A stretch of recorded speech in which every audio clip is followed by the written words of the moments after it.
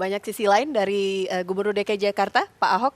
Salah satunya tadi hobi motor ya, Pak Basuri. Cerita dong Pak, kecilnya dulu gimana ngegeng motornya di Belitung Dulu Timur. pernah kita kecil dibeliin papa motor kecil buat anak-anak. Umur berapa itu Pak? Wah, Masih ingat? mungkin berapa? 7-8 tahun kali 7-8 ya. tahun. Ini masih kecil. Saya lebih nggak Ini ingat masih- lagi. Ini masih kecil. Jadi dia naik motor, lepas nggak berhenti-berhenti tuh. Trrrr, motornya. Lalu dia naik mobil. Jadi papa beli mobil Holden waktu itu. Holden kan lagi top. Top betul. lah, Nah, the best lah. Buat jadi dia naik aja mobilnya. Main majuin aja, wah semua narik-narik mobilnya. Untung mati sendiri, kalau enggak nabrak itu. Terus beranjak remaja, hobi motornya ini makin menjadi-jadi, makin menggila katanya Pak. Ya. Benar nggak sih Pak? Nah, bedanya mungkin di waktu beliau di sana di kampung, ya karena saya di sana itu kan lebih anteng. Kan dibilang tadi saya lebih galak. Enggak, saya lebih anteng. Oh iya, iya, benar. Iya. Kelihatannya lebih tenang, voltasenya lebih galak. Jadi kalau yang agak libes bahaya itu, wah itu abang. Itu. Ya, jadi kalau saya sih enggak. Saya justru mulai berubah itu pada waktu saya sekolah di Jakarta. Oke. Nah, yang paling enggak enak itu Imlek. Tadi kan si Temon, Temon itu pakai baju Imlek. Emang udah Imlek?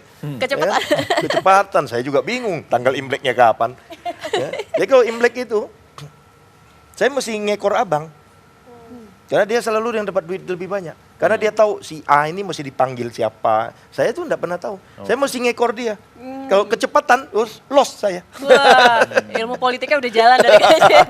Kabarnya juga pas masih muda-mudanya, remajanya begitu, kalau ada cewek-cewek di Belitung, ada wanita, lebih ngelirik ke abang, ke Pak Ahok katanya. Pak Basuri bilang, abang tuh lebih ganteng. Oh iya.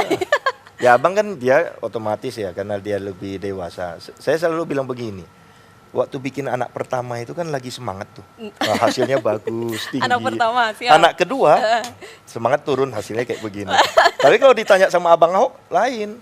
Ya kemarin ketemu Pak Jonan, Menteri Perhubungan. Iya. Dikenalin kan acara Sriwijaya Air. Kok lebih ganteng adiknya? Nah jawab abang beda. Karena bikin anak pertama pengalaman kurang.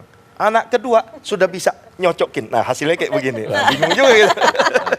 Bisa saja, politikus 1001 macam jawabannya. Kita lihat juga informasi berikut ini bagaimana kemudian gaya Pak Ahok yang kemudian direkam media dalam beberapa kesempatan. Hotel, saya nggak mau kunci kamar hotel. Kunci kamar hotel nggak bisa ngecek siapa yang check in ini namanya. Saya nggak mau. Saya mau di kartu identitas. Ini adalah kartu identitas yang numpang ke Bank DKI. Itu saya bilang, saya kalau IKTP itu saya nggak mau. Ini nggak bisa ini. Saat itu masih sebagai pelaksana tugas Gubernur DKI Jakarta berbicara mengenai rusun dan kartu dari Bank DKI, kalau saya tidak salah ya itu. Menjadi anak paling tua, apakah kemudian adik-adiknya kemudian diawasi lebih ketat, kemudian ditegur juga lebih ketat jika kemudian melakukan kesalahan? Berat jawabnya langsung kayak gini. Sebenarnya justru nggak seperti itu ya. Artinya kita itu diberikan satu kebebasan untuk melakukan satu hal. Tapi ketika kita melakukan satu kesalahan itu dia tegur dengan keras gitu bahwa lu tuh salah nih gitu loh. Atau biasanya Perhatiannya sebenarnya. ya perhatiannya jadi dia sebenarnya bahasanya begini. Kalau saya marah itu artinya saya sayang. Kalau saya nggak marah dibiarin gitu aja berarti kan nggak sayang gitu kan. Langsung belak-belakan, artinya ketika berbuat kesalahan saat itu juga, ayo sini, mari, Iya. langsung dimarahin. Dia langsung tegur, tapi sifatnya itu sangat baik. Artinya dia Ya, menegur besok itu sudah lupa. tidak dendam, tidak benci, tidak iri hati. Dia nggak punya sifat seperti itu. Setelah dia ditegur, kita sudah ngerti kesalahan kita. Besoknya dia adalah big brothers lagi gitu loh. Weh, the Big Brothers. Ada orang kan langsung dendam gitu. Terus Tidak selesai sama diingetin, dia. wah kamu kemarin dulu begini. Enggak, sudah berapa. Menurut saya persis seperti ayah saya. Misalnya contohnya kakak adik berantem gitu kan. Kadang-kadang sampai 3 hari, 4 hari nggak ngomong gitu. Dia nggak punya sifat seperti itu. Dia cuma, kalau salah tegur. Ya udah, dia akan besoknya, bukan besoknya lagi, sejam 2 jam sesudah itu dia akan Selesai, sampai di situ. gitu loh. Oke. As long as pesannya itu kita sampai dan kita mengerti. Oke.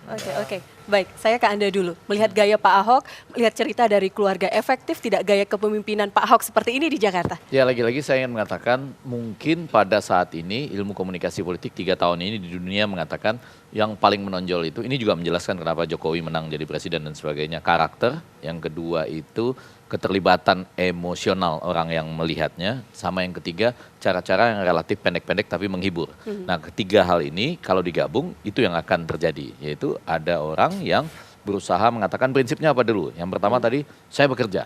Terserah Anda mau menilai apapun, nilainya dari kerja.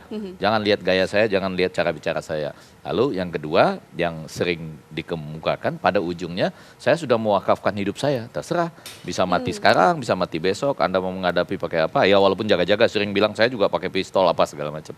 Nah, kedua hal ini bisa dinilai efektif dan bagus ya kalau Anda betul-betul memfokuskan diri pada kebijakannya saja. Jangan lalu ditambah-tambah dengan ini agama, unsur apa minoritas dan lain segala macam. Tetapi lagi-lagi ujungnya nanti harus dinilai dari berhasil atau tidak kerja ini.